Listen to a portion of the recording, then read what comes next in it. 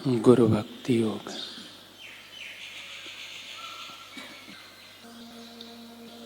अध्यात्म मार्ग में हर एक साधक को गुरु की आवश्यकता पड़ती है। केवल गुरु ही वास्तविक जीवन का अर्थ एवं उसका रहस्य प्रकट कर सकते हैं तथा प्रभु के साक्षात्कार का मार्ग दिखा सकते हैं। शिष्य के हृदय के अंतस्थल में सुषुप्त दैवी शक्ति को गुरु जागृत कर सकते हैं। प्राकृत स्वभाव में गुरु की सहायता के बिना परिवर्तन करना सरल नहीं है। संस्कारों की शक्ति दृढ़ और बलवान होती है। उनके परिवर्तन के लिए काफी मनोबल की आवश्यकता होती है। पुराने संस्कारों की शक्ति के आगे साधक कई बार निरुपाय हो जाता है।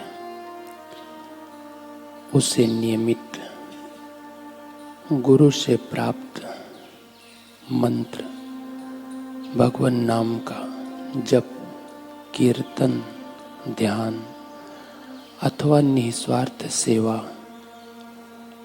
और गुरु के सत्संग से अपने सत्व और संकल्प का असीम विकास करना पड़ेगा।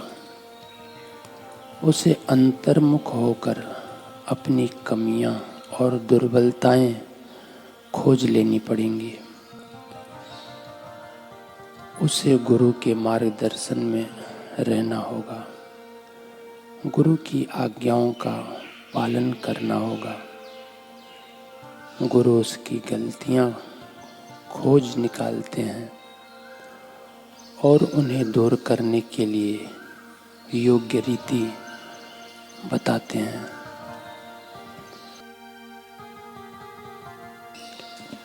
एक श्रद्धालु राजा एक महात्मा की पर्णकुटी पर उनके सत्संग सानिध्य हेतु जाया करते थे।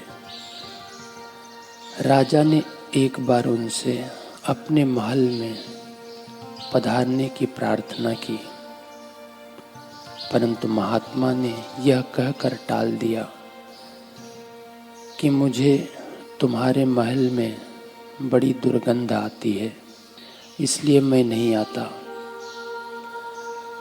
राजा को इस बात से बड़ा आश्चर्य हुआ। उसने मन ही मन सोचा, महल में तो इत्र फुलेल छिड़का रहता है, वहाँ दुर्गंध का क्या काम। परंतु भगवान ऐसा क्यों कहते हैं, गुरुजी ऐसा क्यों कह रहे हैं, पता नहीं। एक दिन महात्मा जी राजा को साथ लेकर नगर में घूमने निकले। भ्रमण करते हुए चर्मकारों की बस्ती में पहुंच गए और वहां एक पीपल की छाया में खड़े हो गए। उनके घरों में कहीं चमड़ा पकाया जा रहा था, कहीं सूख रहा था और कहीं ताजा चमड़ा संवारा जा रहा था। हर घर में चमड़ा था और उससे बड़ी दुर्गंध आ रही थी। जहाँ महात्मा जी तथा राजा खड़े थे, हवा का रुख भी उसी ओर था। दुर्गंध से राजा की नाक फटने लगी।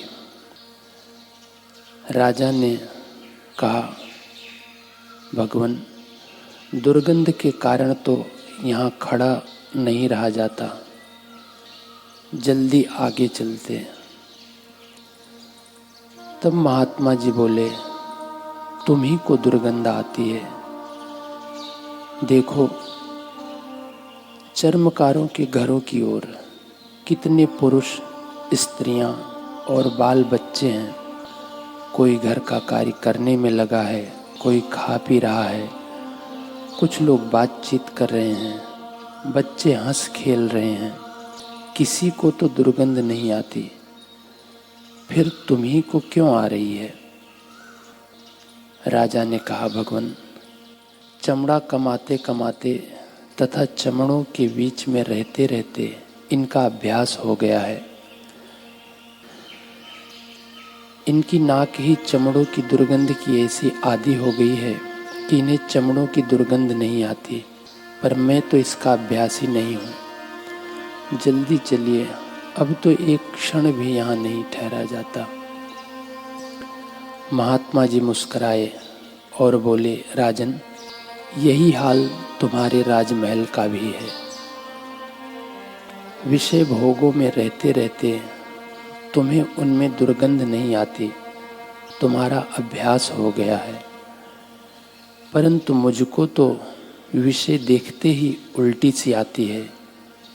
इसी से मैं तुम्हारे राजमहल में नहीं जाता हूँ। विष तो मनुष्य को एक बार मारता है, परंतु विषय विकार, भोग विलास तो जीव को बार बार जन्म मृत्यु रूपी संसार की असह्य दुखद नारकी योनियों में धकेलते रहते हैं।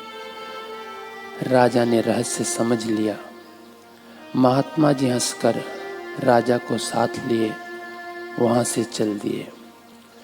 महापुरुषों की वाणी में अद्भुत रहस्य छिपे रहते हैं। उनके संकेत बड़े विलक्षण होते हैं। उनकी युक्तियाँ जीव को संसार सागर से पार ले जाने वाली होती हैं। वे विषय विकारों में फंसे जीव को निर्विषय आत्मानंद की ओर ले जाते हैं। उनके कृपा प्रसाद से मनुष्य पूर्ण परमात्मा को उपलब्ध होता है। ऐसे सतगुरु ही प्राणी मात्र के परम सुहृद व हित चिंतक होते हैं। उनकी आज्ञाओं में चलकर अपने जीवन का निर्माण करना ही एकमात्र ध्येय होना चाहिए।